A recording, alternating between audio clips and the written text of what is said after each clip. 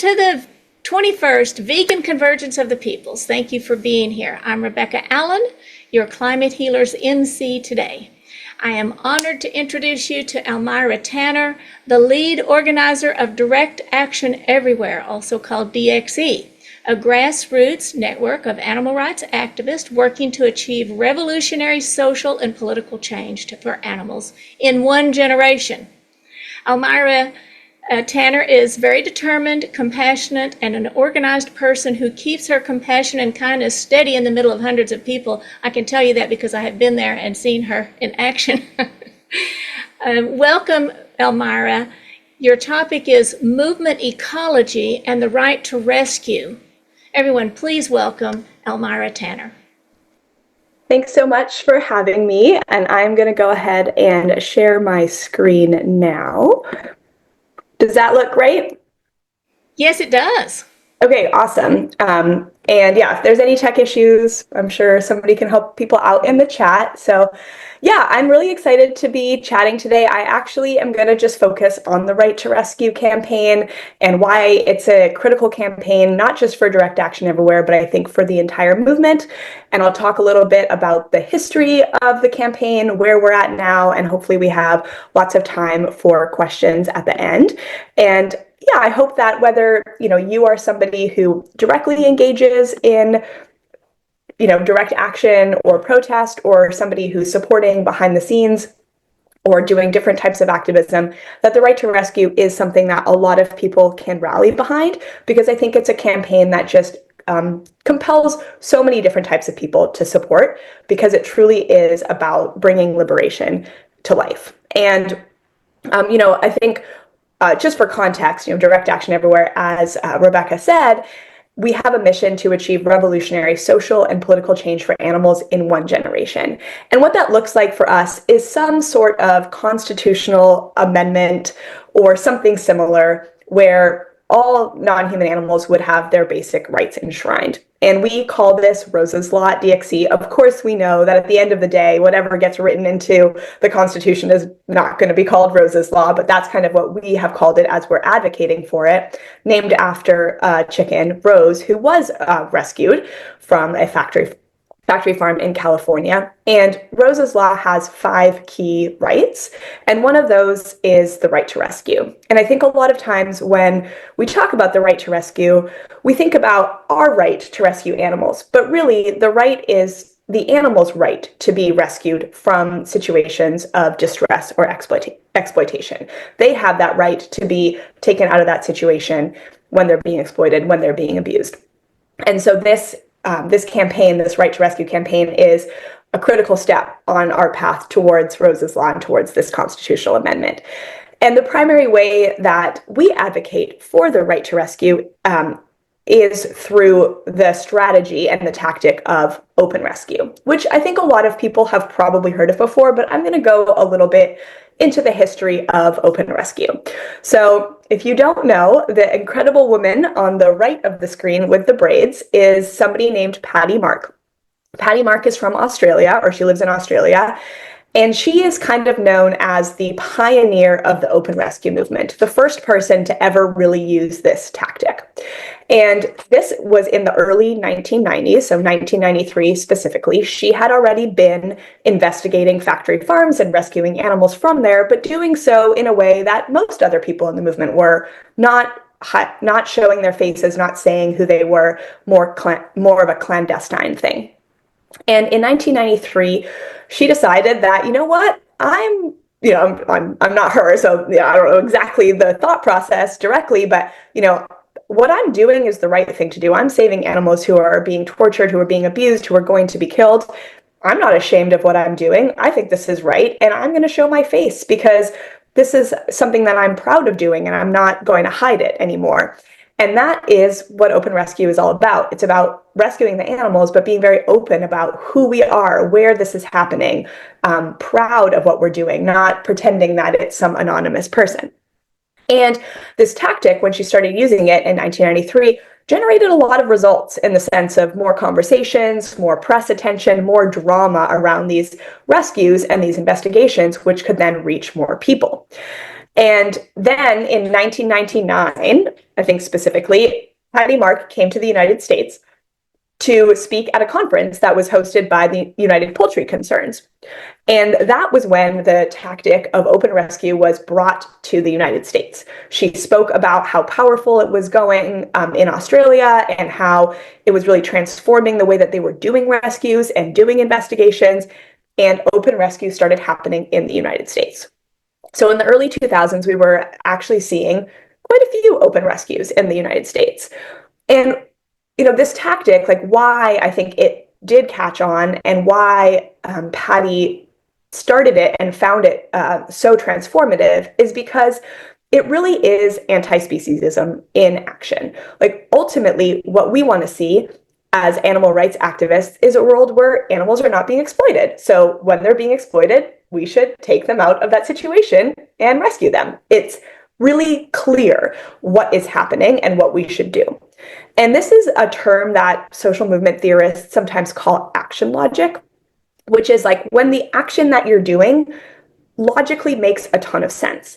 And sometimes we don't get to have great action logic. When we're protesting outside of a horse racing track or a grocery store, there's not a ton of action logic there because we're protesting, we're not directly doing the thing that we want. And sometimes it's because our options are limited. But contrast that to, for example, in the civil rights movement, the lunch counter sit-ins, where the lunch counters were segregated. The people didn't want them to be segregated. And so what they did was they sat at the lunch counters and desegregated them. That is perfect action logic. You are doing exactly what you want. When you are sitting on the bus in the place you're not supposed to, you are doing the thing that you want. And when we go into these farms and we take these animals out or we take them out of a slaughterhouse, we are doing exactly what we want. The action logic is really strong, and that helps gain a lot of public attention and support for our cause.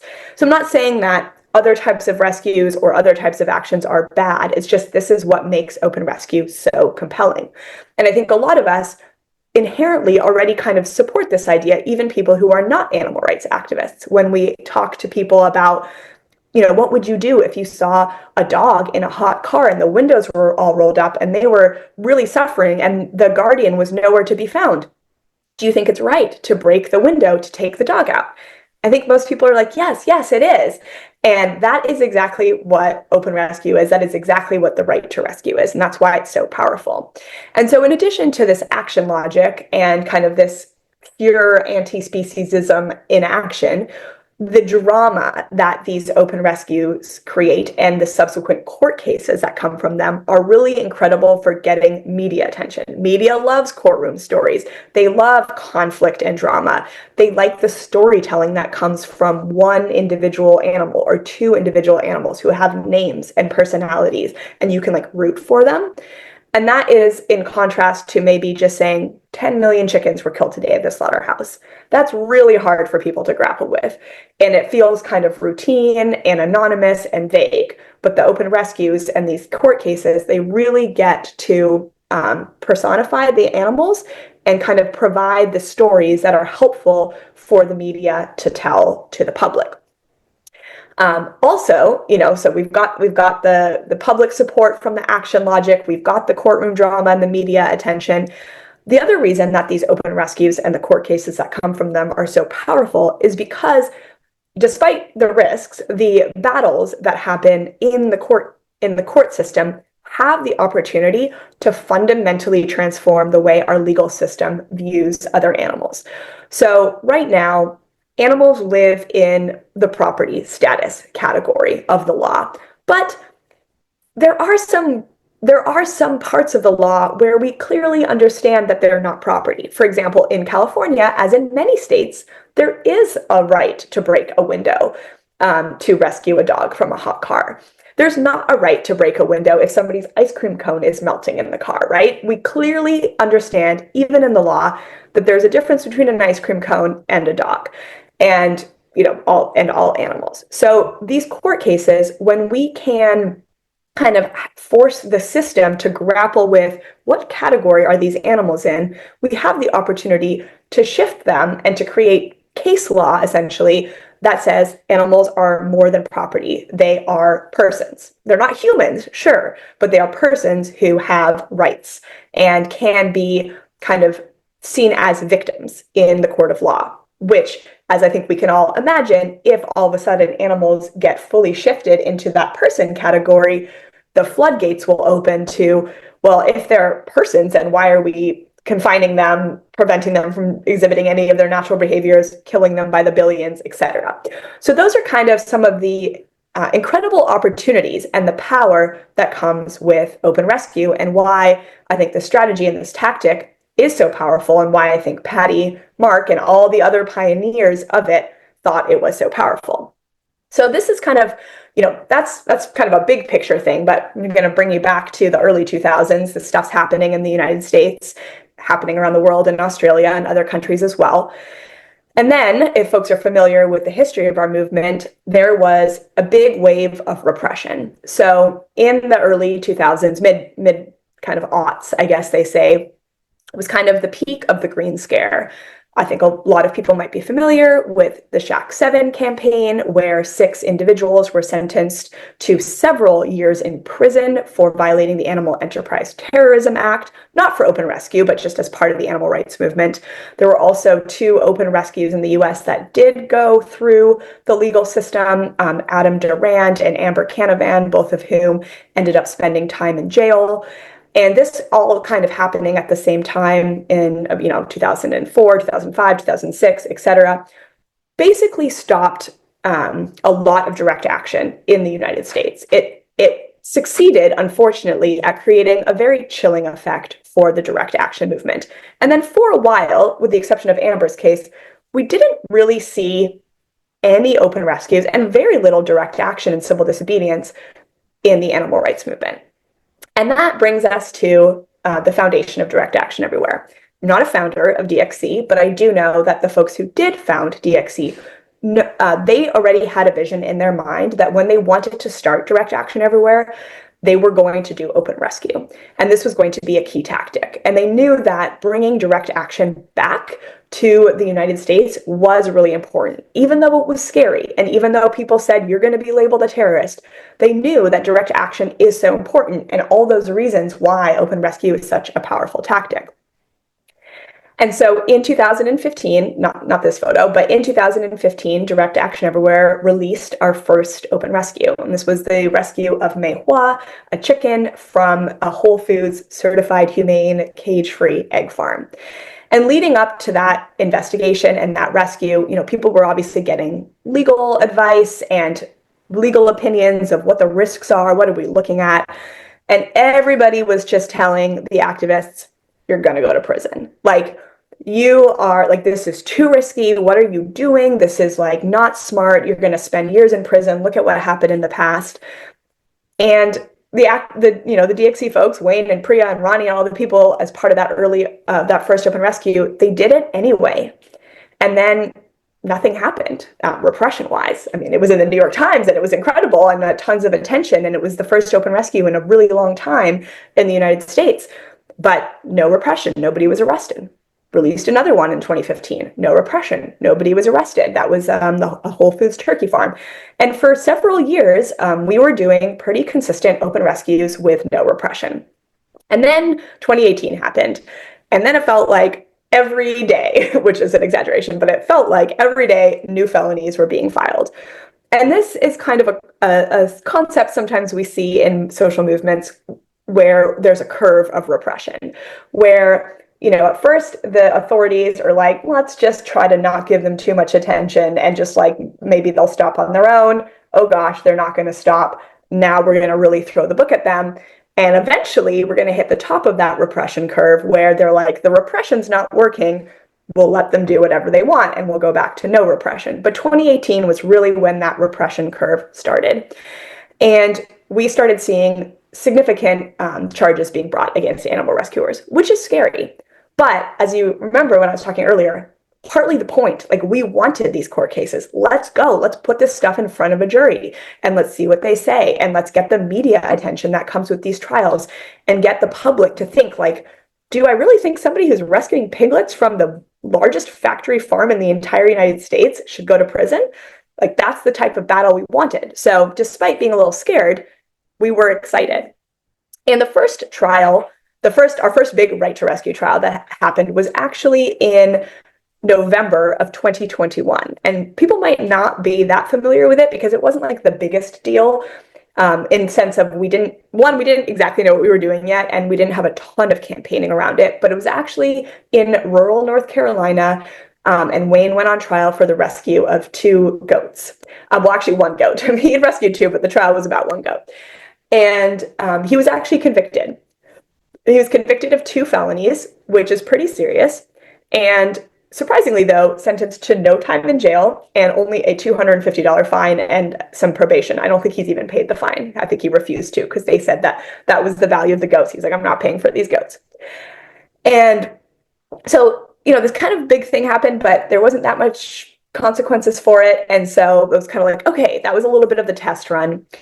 The next big one is really where the stakes are high. And that's where this photo is from. This was the Smithfield investigation, where there's the largest pig farm in the country, run by Smithfield, the largest pork producer in the entire world. And Wayne and another activist, Paul, and actually not in this photo, ultimately were going on trial for the rescue of 2 piglets. And this was not like North Carolina. The stakes here were very high. It was very scary. One, Smithfield is incredibly powerful. As I said, largest pork producer in the entire world. They had the FBI working with them. The FBI had been raiding sanctuaries, looking for the piglets. Involved in this case, it was a state prosecution. So the Attorney General of Utah was actually running the prosecution. It's in Utah, a relatively conservative state.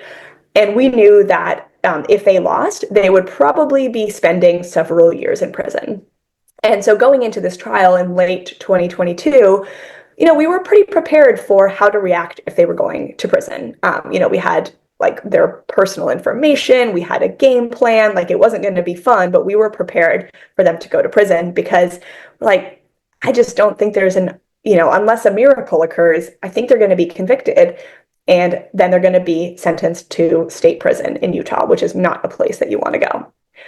But then a miracle did kind of occur. And for the first time ever in the history of the world, they were acquitted, which means that every single person on that jury said not guilty for all charges for both Wayne and Paul. And being in that courtroom when that happened was probably one of the best moments of my life. I could not believe it. And the jurors agreed that they hadn't stolen anything from Smithfield, and they didn't go in with the intention to steal. They went in documenting what was happening and rescuing animals who were so sick that they were probably going to die and end up in some dumpster somewhere. And didn't even deprive Smithfield of any economic value. Smithfield didn't even know this had happened until the news broke about it, the investigation, and the jurors agreed. And the consequences, the positive consequences, beyond just Wayne and Paul not being in prison, were incredible from this case. So many people heard about it. It was in the New York Times twice. An op-ed that Wayne wrote was published in there. The state of Utah got so upset, they actually passed 2 laws after this happened to try to prevent this from ever happening again, which obviously in its face is a bad thing, but the repression showed this is working. And we're like, wow, this is exactly what we wanted out of these cases. And it was the scariest one, and we did it. And then less than 6 months later, we did it again. And Alicia and Alexandra, 2 activists, were fully acquitted of all their charges by a jury in Merced, which is a very agricultural area of California, for rescuing 2 chickens from the back of a Foster Farms slaughter truck. And that brought us to late 2023, Sonoma County, our 4th trial.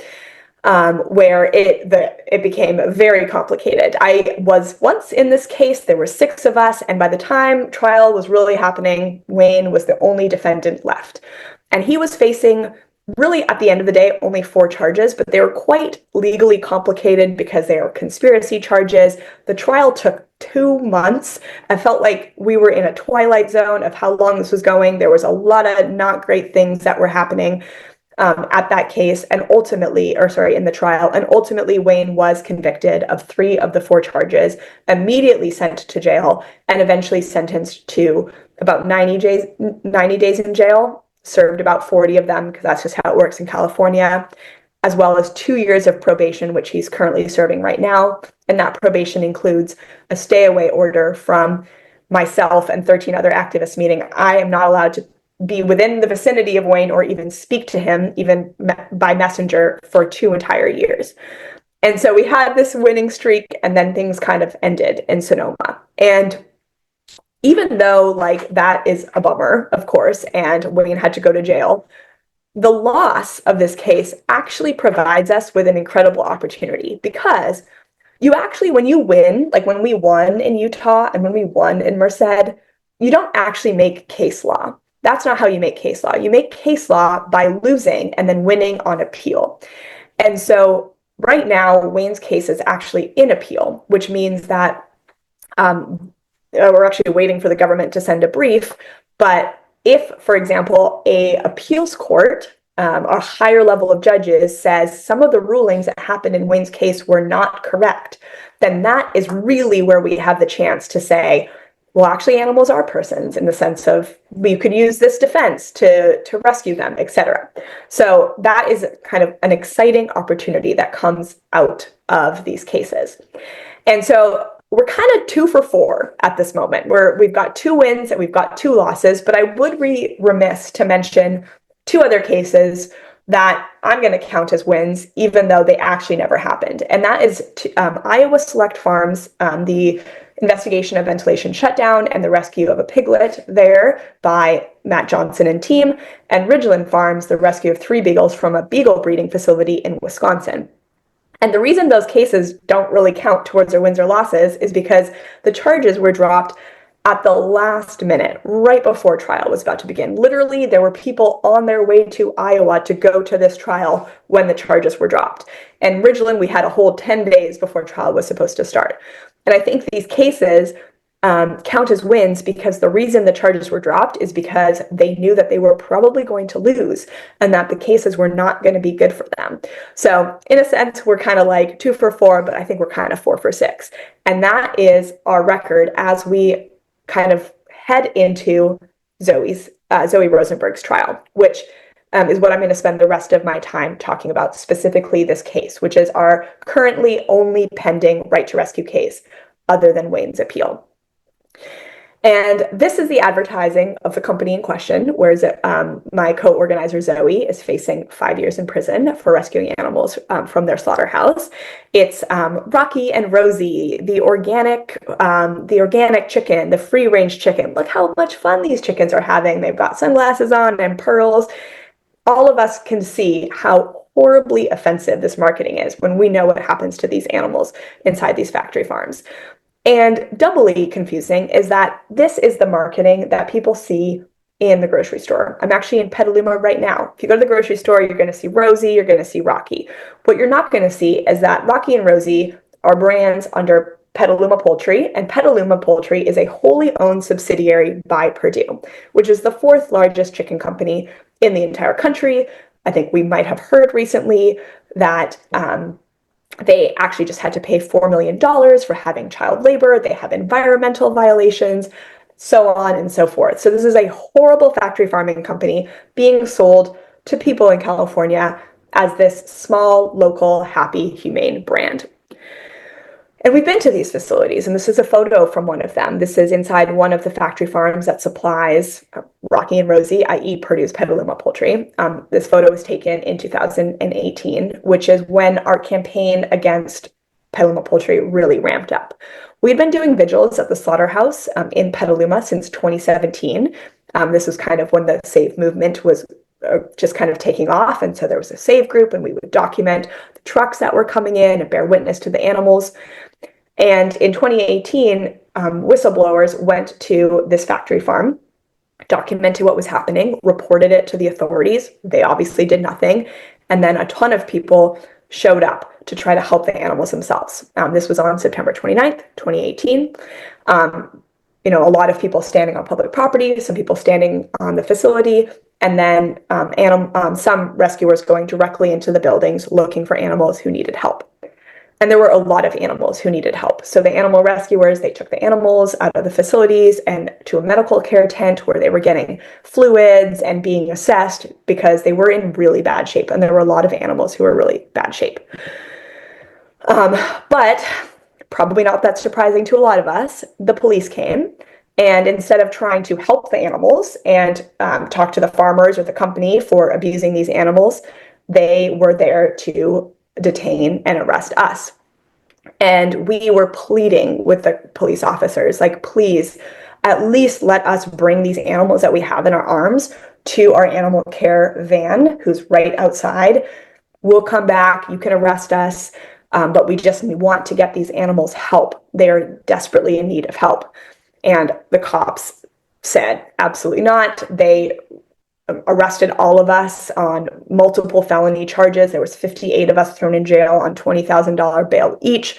They ripped birds out of the arms of the rescuers who were carrying them and sent them to animal control, where they were deemed to be too sick to live and all killed.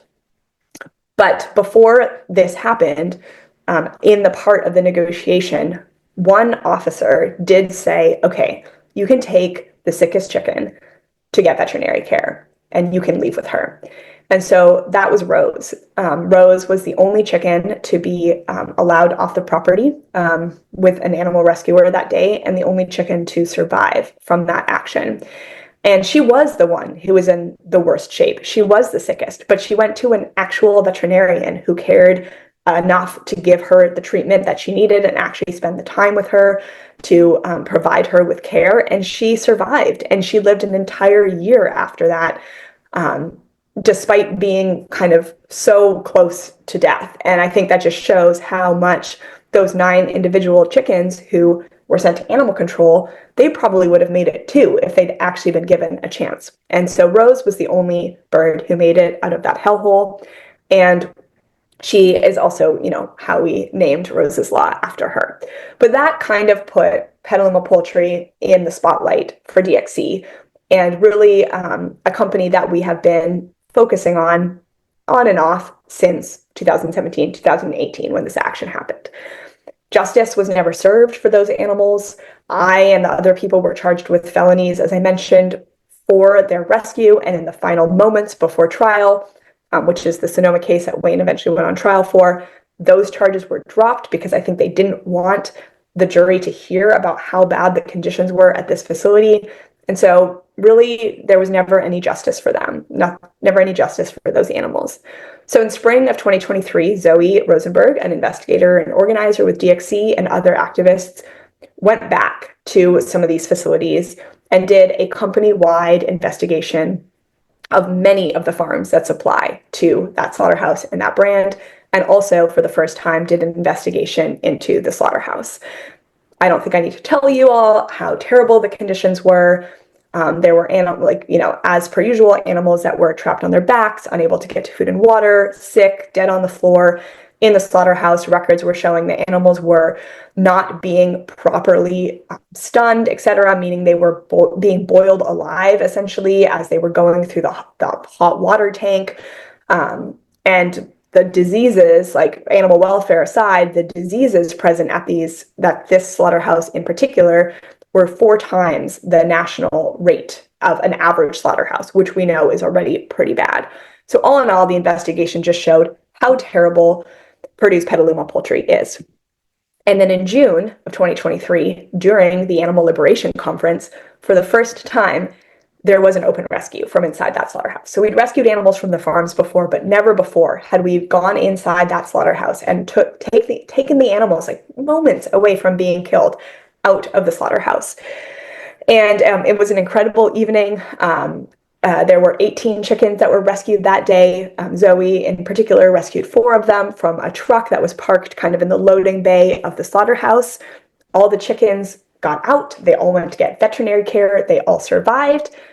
And that was kind of it. There were no arrests.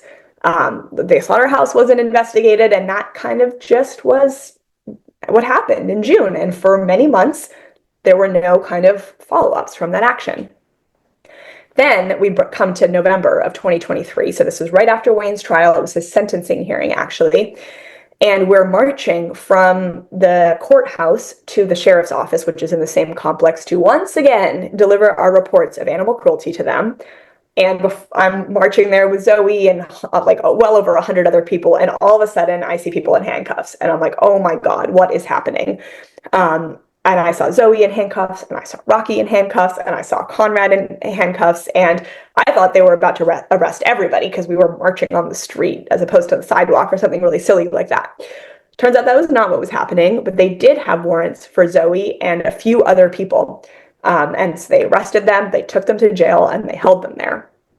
And at this point, the only charges that have been filed are now against Zoe. And they're specifically against Zoe for that rescue that had happened in June of 2023 at that slaughterhouse. And now, since November of 2023, so it's been well over a year now, Zoe has been having these charges hung over her head. She's been wearing a GPS ankle monitor the entire time. She's under really intense pretrial conditions, meaning she can't even leave the county that she lives in without telling her pretrial officer. She can't leave the state without a court hearing and permission from the judge. She's subject to warrantless searches and seizures and all of that. And I was really excited to use this presentation today to tell you all that she was going on trial. She is going on trial in 3 weeks, and that trial is going to start on May 16th.